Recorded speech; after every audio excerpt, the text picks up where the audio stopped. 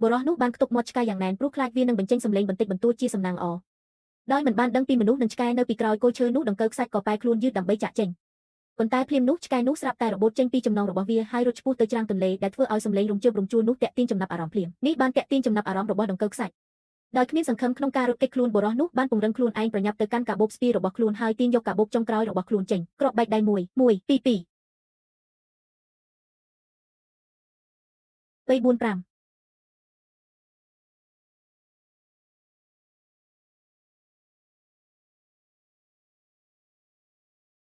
នៅក្នុងទីហោះស្ថានក្រោយមហន្តរាយនេះសត្វចម្លែកដែលមានការផ្លាស់ប្ដូរសែនដើរលេងគ្រប់ទីកន្លែងដែលខ្លះមានកម្ពស់ដូចអគារ2ជាន់ក្តាមខ្យងទំហំប៉ុនឡានដឹកទំនិញសត្វឈាមត្រជាក់ទាំងនោះដែលគួរតែនៅផ្នែកខាងក្រោមនៃខ្សែសង្វាក់អាហារភាវៈមានជីវិតឥឡូវនេះបានក្លាយជាសុបិនអាក្រក់របស់មនុស្សជាតិវាទាំងអស់បានចាប់ផ្ដើមកាលពី7ឆ្នាំមុននិយាយអំពីរឿងនេះអាចផ្កាយមួយឈ្មោះ Agatha កំពុងធ្វើដំណើរក្នុងល្បឿន80គីឡូម៉ែត្រក្នុង1វិនាទីវាបានធ្លាក់មកលើផែនដីហើយក្នុងការប៉ុនប៉ងជួយសង្គ្រោះខ្លួនឯងមនុស្សជាតិបានបាញ់អាវុធនុយក្លេអ៊ែរទាំងអស់របស់ខ្លួនបំបែកវាទៅជាបំណែកដោយមិននឹកស្មានដល់សារធាតុគីមីដែលនៅសេសសល់បានលាយបញ្ចូលគ្នាជាមួយសារធាតុដែលមិនស្គាល់នៅខាងក្នុងអាចផ្កាយនេះបានបង្កើតជាសមាសជាតិពិសេសមួយដែលត្រូវបានដឹកដោយធូលីអាចផ្កាយឆ្ពោះទៅផែនដីចាប់តាំងពីពេលនោះមកសត្វដែលមានឈាមត្រជាក់បានឆ្លងកាត់ការផ្លាស់ប្ដូរសែនដែលបណ្ដាលឲ្យពួកវាលូតលាស់ធំជាងច្រើនដងកំណើនបានធ្វើឲ្យខ្សែសង្វាក់អាហារត្រូវបានបញ្ច្រាស់ទាំងស្រុងពេលដែលគ្រោះមហន្តរាយបានកើតឡើងចូលឯនៅជាមួយឪពុកម្ដាយរបស់គាត់ខណៈពេលដែលគាត់កំពុងរត់គេចខ្លួនមិត្តស្រីរបស់គាត់ឈ្មោះអេមីបានទូចចង់ត្រឡប់ទៅរកក្រុមគ្រួសាររបស់នាងវិញខ្ញុំនឹងមករកអ្នកប្រសើរជាងពេលពួកគេរត់គេចខ្លួនឪពុកម្ដាយរបស់ Joel បានដួលនៅជើងរបស់សត្វចម្លែកនោះខណៈពេលកំពុងការពារគាត់ក្នុងរយៈពេលដ៏ខ្លីក្នុងរយៈពេល1ឆ្នាំមនុស្សជាតិ95%បានស្លាប់បាត់បង់ជីវិតនៅក្នុងដៃរបស់សត្វចម្លែក Joel គឺជាម្នាក់ក្នុងចំណោមអ្នកនៅរស់រានមានជីវិតគាត់បានលាក់ខ្លួននៅក្នុងលេនដ្ឋានហើយស្នាក់នៅទីនោះអស់រយៈពេល7ឆ្នាំគាត់បានមើលដៃគូរបស់គាត់នៅក្នុងលេនដ្ឋានធំឡើងពួកគេទាំងអស់គ្នាជាគូប៉ុន្តែគាត់នៅតែតោងជាប់នឹងទំនាក់ទំនងអតីតកាលរបស់គាត់យ៉ាងណែនរហូតដល់ក្លាយជាមនុស្សតែម្នាក់គត់នៅទីនេះបុរសម្នាក់ដែលជាមនុស្សកំឡោះដៃគូតែមួយគត់របស់គាត់គឺមនុស្សយន្តស្ងាត់មួយក្បាលនិងសត្វតូចគួរឲ្យស្រឡាញ់នេះកូជូអែមានចរិតខ្មាស់អៀនដោយធម្មជាតិហើយមិនដែលចេញពីបន្ទប់ឃុំឃាំងអស់រយៈពេល7ឆ្នាំមកហើយគាត់ជាចុងភៅនៅទីនេះទទួលបន្ទុកអាហារ3ពេលក្នុងមួយថ្ងៃសម្រាប់មនុស្សគ្រប់គ្នាគាត់ក៏ចេញទៅស្វែងរកសម្ភារៈផងដែរក្រុមបរបាញ់ទទួលបន្ទុកកិច្ចការទាំងអស់រហូតដល់ថ្ងៃមួយសម្លេងរត់ក្នុងលេនដ្ឋានក៏បន្លឺឡើងភ្លាមស្រមោលយក្សមួយបានឈ្លានពានឃើញក្រុមបរបាញ់កំពុងត្រូវបានវាយប្រហារដោយសត្វចម្លែកចូល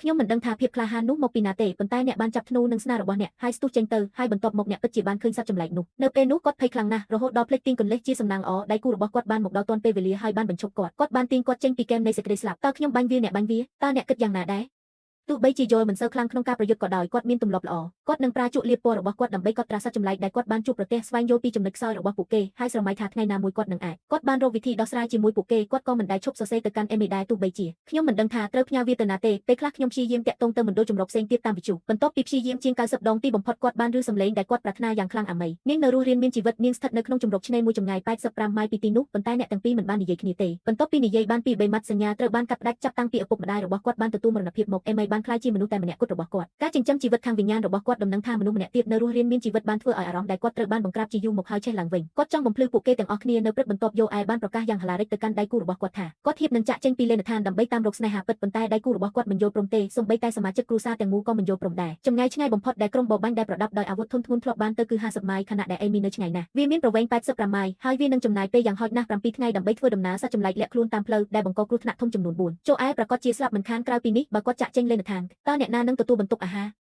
ប៉ុន្តែការសម្រេចចិត្តខ្លះមិនត្រូវការយល់ដឹងពីមនុស្សគ្រប់គ្នាទេវាជាបញ្ហានៃចិត្តស្នេហានោះដែលរឹងមាំអស់រយៈពេល7ឆ្នាំបានធ្វើឲ្យបុរសដែលហាក់ដូចជាភ័យស្រួលម្នាក់នេះក្លាយជាមនុស្សដំបូងគេលើកនេះគាត់បានប្រមូលភាពក្លាហានគាត់បានយកផែនទីដែលគូដោយដៃនិងឈើឆ្កាងធ្វើដោយដៃមួយធ្នូមួយដើមនិងវិទ្យុមួយដើមដែលគ្មានថ្មបានលេចចេញតែម្នាក់ឯងពីក្នុងលេនដ្ឋានអស់រយៈពេល7ឆ្នាំចូលឯដកដង្ហើមក្នុងខ្យល់អាកាសបរិសុទ្ធជាលើកដំបូងមានអារម្មណ៍ធូរស្រាលយ៉ាងខ្លាំងពេលគាត់បើកផែនទីគាត់ឃើញថាគាត់មិនអាចបែងចែករវាងខាងកើតខាងលិចខាងត្បូងនិងខាងជើងបានតតែសោះខាងលិចនេះវិធីចូលយើងចែកភាពខុសគ្នាទៅតាមផ្លូវនេះពិភពលោកខាងក្រៅត្រូវបានលេបត្របាក់ដោយរុក្ខជាតិជាយូរមកហើយនៅគ្រប់ទីកន្លែងគឺជាសំណល់នៃអរិយធម៌មនុស្សរថយន្តច្រាយមួយគ្រឿងផ្ទះដួលរំមួយខ្នងនិងកំទេចកំទីរាយប៉ាយគ្រប់ទីកន្លែងដំណើរចាប់ផ្ដើមដំបូងឡើយអ្វីដំណើរការទៅដោយរលូនគាត់មិនបានជួបសត្វដែលមានការផ្លាស់ប្ដូរសែនទេនោះគឺរហូតដល់គាត់ដើរកាត់ទីធ្លាមួយភ្នែកមួយបានលេចចេញមកភ្លាមនៅក្នុងស្រះទឹកដ៏ស្ងប់ស្ងាត់ឡវាគឺជាកង្កែបយក្សមួយចូលឯបានកកដោយភ័យខ្លាចយ៉ាងខ្លាំងចំពោះទិដ្ឋភាពនោះគេហទំព័រដើមនៅពេលវេលាដ៏សំខាន់មួយឆ្កែវង្វេងមួយក្បាលបានរត់ចេញមកហើយលបួងកង្កែបនោះឲ្យចេញទៅប៉ុន្តែគាត់មុនពេលខ្ញុំអាចដកដង្ហើមបានកង្កែបនោះក៏លោតម្ដងទៀតសំឡេងប្រយុទ្ធ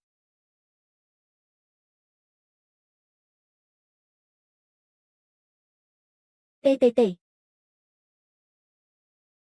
ឆ្កែបានខំអណ្ដាតវែងរបស់វាយ៉ាងខ្លាំងហើយខណៈដែលកង្កែបកំពុងឈឺចូលឯបានដើរតាមឆ្កែខ្ញុំរត់យ៉ាងសាហាវរហូតដល់បុកឡានក្រុងដែលគេបោះបង់ចោលមួយរួចក៏អង្រួនកង្កែបនោះចេញ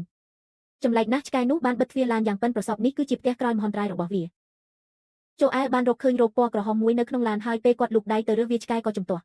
នោះហើយជាវាគឺជាវត្ថុអនុស្សាវរីយ៍តែមួយគត់ដែលម្ចាស់ដើមរបស់វាបានបន្សល់ទុកដូច្នេះហើយចូលអែនិងឆ្កែមានយើងបានជែកគ្នាលេងហើយបានឆ្លងកាត់យប់ដំបូងនៅក្នុងព្រៃដោយសុវត្ថិភាពប៉ុន្តែជាមួយឆ្កែការជួបគ្នារបស់ពួកគេនៅទីបំផុតគ្រាន់តែជាវគ្គតូចមួយប៉ុណ្ណោះព្រឹកព្រលឹមបន្ទាប់គាត់បានរៀបចំខ្លួនដើម្បីខ្ញុំទើបតែចាប់ផ្ដើមបើកបរហើយខ្ញុំមិននឹកស្មានថាឆ្កែរបស់ខ្ញុំនឹងដើរតាមខ្ញុំចេញពីទ្វារនោះទេអ្នកចង់មកជាមួយខ្ញុំទេមិនអីទេអ្នកអាចមកបានតោះទៅមកល្អណាស់យ៉ាងហោចណាស់ឆ្កែក៏មានអ្នកអំដំណើរដែរពេលវាចាក់ចេញឆ្កែនៅតែមានរបស់ពណ៌ក្រហមនៅក្នុងមាត់របស់វាក្រណាត់នេះត្រូវតែមានអនុស្សាវរីយ៍ពិសេសបុរសម្នាក់និងឆ្កែម្នាក់ក៏ដូច្នោះដែរពួកគេបានចាប់ផ្ដើមដំណើររួមគ្នាដើម្បីស្វែងរកស្នេហានៅក្នុងអវសានលោកនៅតាមផ្លូវពួកគេបានមើលថែគ្នាទៅវិញទៅមកពួកគេបានធ្វើការជាមួយគ្នាដើម្បីស្វែងរកសម្ភារៈចូលឯចង់បេះផ្លែពើរីព្រៃមួយចំនួននៅតាមដងផ្លូវដើម្បីបំបត្តិការស្រេកទឹករបស់គាត់ហើយឆ្កែនោះភ្លាមនោះវាបានខំជើងខរបស់គាត់ដោយរំលឹកគាត់ថាផ្លែឈើនោះមានជាតិពុលរហូតដល់ចូលទាត់វាគាត់បានបាត់បង់ជើងរបស់គាត់ហើយធ្លាក់ចូលទៅក្នុងរូងភ្នំក្នុងគ្រាមានវិបត្តិមួយជីតានិងចៅប្រុសម្នាក់ដែលដើរកាត់បានជួយសង្គ្រោះគាត់1 2 3 4នឹងស្រែក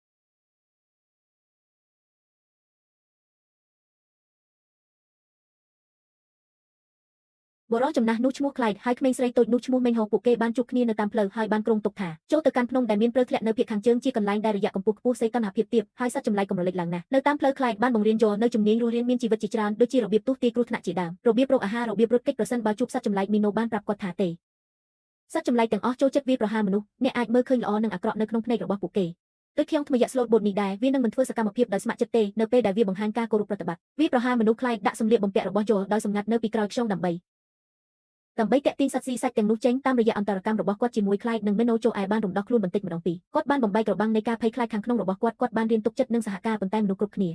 គ្នាមានផ្លូវដើររៀងខ្លួនគាត់ត្រូវរកអេមីឲ្យឃើញខណៈដែលខ្លាចនិងមេងហូត្រូវដើរតាមផ្លូវរៀងខ្លួនពួកគេបានធ្វើដំណើរឆ្ពោះទៅកាន់ភ្នំដែលមានព្រៅធ្លាក់មុនពេលបែកគ្នាខ្លាចបានឲ្យគាត់នៅក្របបែកដៃមួយក្របដើម្បីបង្ការប៉ុណ្ណឹងហើយយើងបាននិយាយលាគ្នាយ៉ាងសាមញ្ញមួយរួចក៏បែកគ្នាទៅពេលយើងឆ្លងកាត់វាលភក់មួយឆ្កែនោះស្រាប់តែឈប់ហើយមិនព្រមបន្តទៅមុខទៀត1វិនាទីបន្ទាប់ក្អែកយក្សមួយបានលេចចេញមកវាបានបំបែកតាមដីសំឡេងប្រយុទ្ធចូលឯភ័យខ្លាចខ្លាំងណាស់រហូតដល់ជើងរបស់គាត់ទន់ខ្សោយដោយគ្រាន់តែគ្រោះវិក្តៅរបស់លោកវូគាត់ក៏ហើរទៅឆ្ងាយរាប់សិបម៉ែត្រវាហាក់ដូចជាសត្វចម្លែកនោះបានងាកមកវាប្រហារឆ្កែនោះប៉ុន្តែយល់បានយកឈ្នះលើការភ័យខ្លាចរបស់វាហើយបានបាញ់ព្រួយមួយពួកគេបានវាប្រហារសត្វចម្លែកនោះចំកន្លែងដ៏សំខាន់របស់វាដោយជួយសង្គ្រោះឆ្កែដែលកំពុងញ័រយប់ក៏មកដល់ហើយភ្លៀងក៏ធ្លាក់ខ្លាំងនៅកណ្ដាលភ្លៀងធ្លាក់ខ្លាំងពួកគេបានស្វែងរកកន្លែងជ្រកកនៅក្នុងសន្តាគារដែលគេបោះបង់ចោលមួយហើយបានប្រទះឃើញម៉ាស៊ីនមួយដែលខូចដោយមិននឹកស្មានដល់មនុស្សយន្តដែលមានជំនួយពីវាចូលឯអាចនិយាយជាមួយអាមេបានម្ដងទៀតមនុស្សយន្តក៏រូបថតរបស់ឪពុកម្ដាយរបស់នាងត្រូវបានទាញយកមកវិញដោយផ្អែកលើឈ្មោះនិងកន្លែងកំណើតរបស់នាងតើអ្នកនឹងនិយាយអ្វីទៅកាន់ម្ដាយរបស់អ្នកឥឡូវនេះចូលឯប្រសិនបើអ្នកមានឱកាសមែនទេខ្ញុំគិតថាខ្ញុំនឹងប្រាប់នាងថាខ្ញុំមិនអីទេពេលដែលពាក្យទាំងនោះត្រូវបាននិយាយចេញមកក្រុមត្រីក្អែកភ្លឺចែងចាំងមួយក្រុមក៏បានលេចមុខមកក្បែរនោះអន្តែតនឹងភ្លឺចែងចាំងភ្លាមនោះវាដូចជាឈុតឆាកដ៏កម្រនិងទន់ភ្លន់មួយនៅក្នុងពិភពលោកក្រោយមហន្តរាយថ្មរបស់មនុស្សយន្តក៏អស់កម្លាំងទាំងស្រុងនៅពេលនោះព្រឹកព្រលឹមបន្ទាប់ចូលឯបានកប់មនុស្សយន្តនោះដោយយកវាទៅជាមួយឆ្កែនោះបានបន្តដំណើររបស់វាមិនទាន់ទៅណាឆ្ងាយទេពេលវាដឹងថាមានអ្វីខុសប្រក្រតីក៏វារើសប្រដាប់ក្មេងលេងរបស់វាពីដីគាត់បានបោះឧបករណ៍នោះទៅមុខហើយប្រកាសណាស់សត្វចម្លែកដ៏គួរឲ្យខ្លាចមួយក្បាលបានលាក់ខ្លួននៅក្រោមដីគាត់បានចាប់ឆ្កែនោះភ្លាមឆ្កែនោះបានរត់គេចខ្លួនដើម្បីរស់ដោយមានសត្វចម្លែកមួយកំពុងតាមពីក្រោយវាជាសំណាងល្អនៅគ្រាដ៏សំខាន់នោះគាត់បានពួកគេបានរកឃើញកន្លែងលាក់ខ្លួននៅខាងក្នុងចូលឯទប់ដង្ហើមហើយគ្រប់ដណ្ដប់ឆ្កែយ៉ាងណែនឆ្កែនោះបានបិទមាត់របស់វាដោយខ្លាចសម្លេងសំបីតែបន្តិចពេលនោះខ្យល់បក់មកហើយឆ្កែនោះក្រណាត់ពណ៌ក្រហមមួយដុំត្រូវបានរមៀលចូលទៅក្នុងទន្លេដោយមិនអើពើនឹងការប៉ុនប៉ងរបស់យោអែក្នុងការបញ្ឈប់វាហើយបានធ្លាក់ចូលទៅក្នុងទន្លេដោយក្បាលទៅមុខសត្វចម្លែកនោះបានងាកមកលោតភ្លាមនៅក្នុងគ្រានៃសេចក្តីស្លាប់រស់នោះយោអែមិនបានថយក្រោយទេគាត់បានឈរយ៉ាងរឹងមាំគាត់បានប្រញាប់ទៅកាន់កាបូបស្ពីរបស់គាត់ទាញគ្រាប់បែកដៃចេញមកហើយគប់វានៅពេលវេលាត្រឹមត្រូវទៅគប់គ្រាប់បែកដៃបន្ទាប់ពីឡើងដល់ច្រាំងយោអែបានរកឃើញគាត់ត្រូវបានគ្រប់ដណ្ដប់ដោយដង្កូវដែលមានការផ្លាស់ប្ដូរសែនគាត់បានស្រែកដោយកំហឹងដាក់ឆ្កែថាវាជាកំហុសរបស់អ្នកទាំងអស់យើងស្ទើរតែស្លាប់ឆ្កែមានអារម្មណ៍ថាខ្លួនឯងត្រូវគេធ្វើខុសហើយរត់ចេញដោយមិនងាកក្រោយបន្ទាប់ពីត្រូវបានបំពោចូលឯក៏ទន់ខ្សោយហើយបានចាប់យកស្លឹកឈើមួយក្តាប់តូចរួចញាត់វាចូលក្នុងមាត់គាត់បានព្យាយាមរកថ្នាំបន្សាបប៉ុន្តែបែរជាសន្លប់ទៅវិញពេលគាត់បើកភ្នែកឡើងវិញគាត់បានឃើញមុខដែលខ្ញុំប្រាថ្នាទាំងយប់ទាំងថ្ងៃអូព្រះជាម្ចាស់ឲ្យខ្ញុំមិនជឿថាអ្នកធ្វើវាបានជោគជ័យទេអ្នកបានធ្វើវារួចហើយចូលឯតើអ្នកសុខសប្បាយទេមែនហើយអូអ្នកស្អាតណាស់នោះពិតជាល្អណាស់ពេលគាត់ភ្ញាក់ពីដំណេកគាត់កំពុងដេកក្នុងរូងភ្នំងឹតមួយអាមេបានប្រាប់គាត់ថានាងទើបតែបានជួយសង្គ្រោះគាត់វាគឺជាបុរសចំណាស់ម្នាក់ដែលនៅក្បែរគាត់ចូលឯមានអារម្មណ៍ខ្មាស់អៀនយ៉ាងខ្លាំងបន្ទាប់ពីរឿងនេះអេមេកំពុងមើលថែគាត់នៅទីនេះក្រុមអ្នករស់រានមានជីវិតវ័យចំណាស់មួយក្រុមជំរកនេះស្ថិតនៅជាប់នឹងភ្នំហើយបែរមុខទៅសមុទ្រដោយសារដីដ៏មានអំណោយផលរបស់ពួកគេតែងតែរស់នៅដោយសន្តិភាពប៉ុន្តែថ្មីនេះមានមនុស្សជាច្រើនជនក្រៅម្នាក់អះអាងថាជាអតីតទាហានជើងទឹកពួកគេមានទុកកំសាន្តមួយ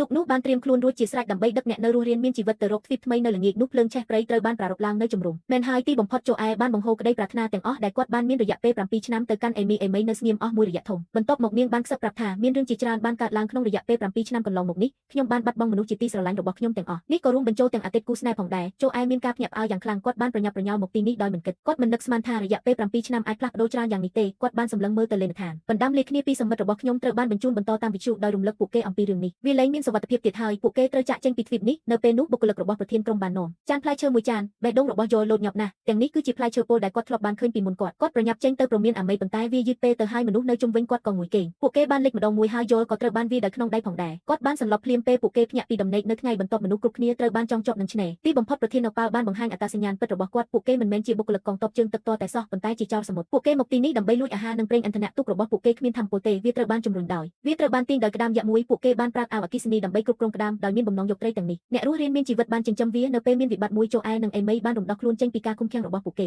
អាមីបានស្ទុះទៅចាប់ចោរសមុទ្រដើម្បីទាក់ទាញចំណាប់អារម្មណ៍របស់ពួកគេខណៈពេលដែលโจអែបានចាប់ត្រីកោណមួយហើយធ្វើឲ្យក្តាមយក្សនោះហើរទៅវាបានបង្វិល180ដឺក្រេរាងកាយសម្លេងប្រយុទ្ធប៉ុន្តែប្រធានក្រុមដោយប្រើអាវដើម្បីគ្រប់គ្រងក្តាមវាក៏ក្រោកឈរឡើងម្ដងទៀតអេមីក៏សន្លប់ដែរនៅលើដីភ្លាមនោះរូបរាងដែលធ្លាប់ស្គាល់នោះបានរត់ត្រឡប់មកវិញឆ្កែកំពុងការពារโจអែ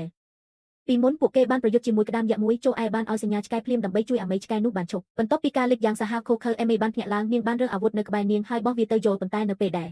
យ៉ូរៀបចំសម្រាប់ក្តាមគាត់បានឃើញភ្នែកដ៏ស្លូតត្រង់របស់វាអ្នកអាចប្រាប់បានជានិច្ចនៅក្នុងភ្នែកโจអែបានងាកមកវិញហើយវាបំបែកក្អៅដែលកំពុងគ្រប់គ្រងក្តាមបានស្រឡាំងកាំងមួយសន្ទុះគាត់បានសម្លឹងមើលទៅយ៉ូរួចបែកខ្លួនហើយស្ទុះទៅរកទូកចោលសមុទ្រ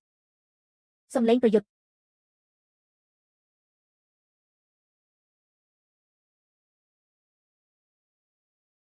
ទីបំផុតពួកមនុស្សអាក្រក់បានទទួលអ្វីដែលពួកគេសឹងនឹងទទួលបានក្រោយមកโจអែបានស្នើឲ្យអាមីដឹកនាំក្រុមអ្នកមានសំណាងអ្នករស់រានមានជីវិតបានធ្វើដំណើរទៅកាន់ភ្នំភាគខាងជើងដែលមានព្រៃធ្លាក់ជាកន្លែងដែលដីដ៏បរិសុទ្ធនៅតែមិនទាន់មានសត្វចម្លែកណាមួយប៉ះពាល់នៅឡើយគាត់